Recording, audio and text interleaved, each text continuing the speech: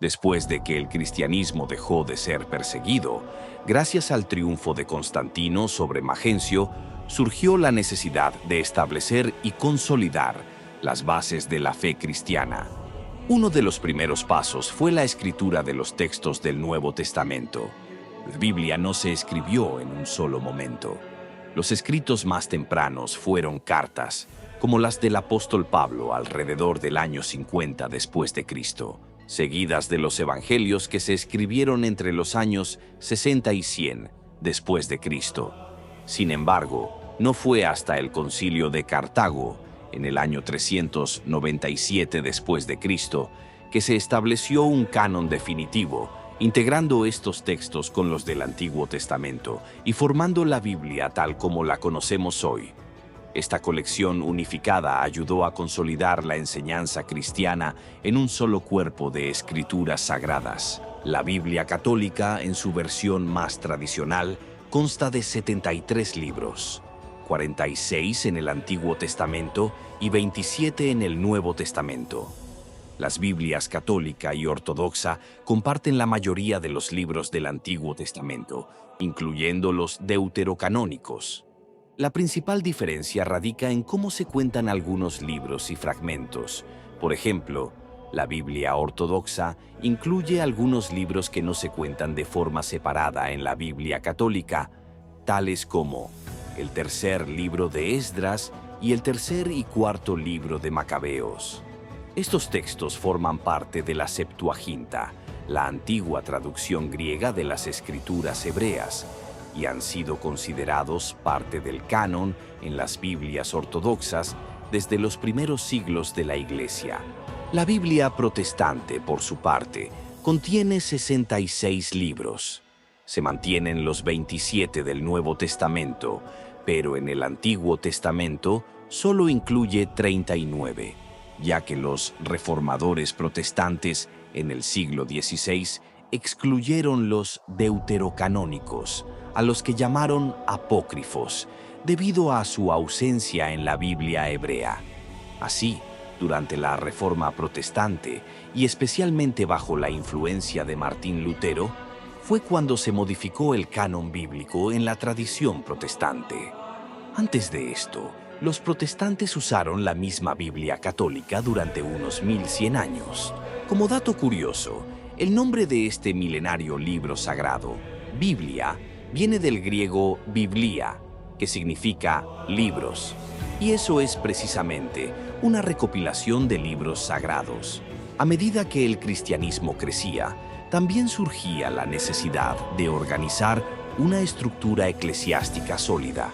Al principio, las comunidades cristianas eran lideradas por apóstoles y discípulos de Jesús, pero a partir del siglo II aparecieron roles más definidos, como obispos, presbíteros y diáconos. Ya en el siglo IV, el liderazgo de la Iglesia Universal comenzó a recaer en una figura llamada Papa o Patriarca de Roma, considerado el primero entre iguales en el sistema de la pentarquía. Este sistema incluía a los 5 grandes patriarcados: Roma, Constantinopla, Alejandría, Antioquía y Jerusalén, que guiaban a la Iglesia resolviendo conflictos y asegurando una cohesión doctrinal, mientras respetaban la autonomía de cada sede. A partir del año 325 después de Cristo, los concilios ecuménicos desempeñaron un papel crucial en la definición de la doctrina y la organización de la Iglesia. Estos concilios ayudaron a establecer las bases de la fe cristiana y a resolver controversias doctrinales, formando así una estructura unificada y estable que permitió a la Iglesia expandirse en los siglos posteriores. Estos fueron: Concilio de Nicea, 325 después de Cristo. Convocado por el emperador Constantino, este concilio abordó el arrianismo, que negaba la divinidad de Cristo.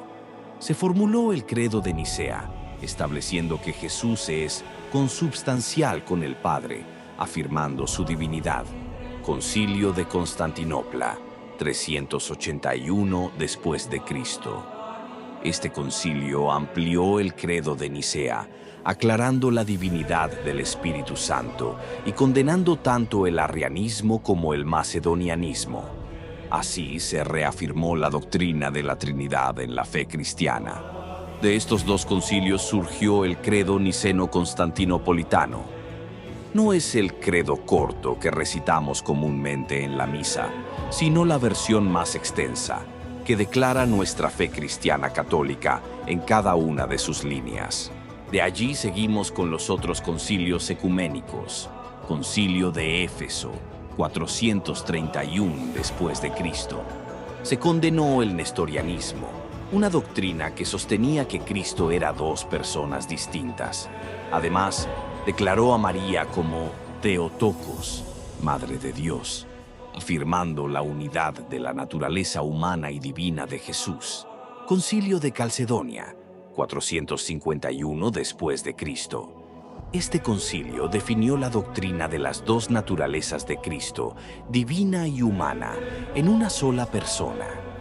Rechazó el monofisismo, que afirmaba que Cristo solo tenía una naturaleza divina. Segundo Concilio de Constantinopla, 553 después de Cristo.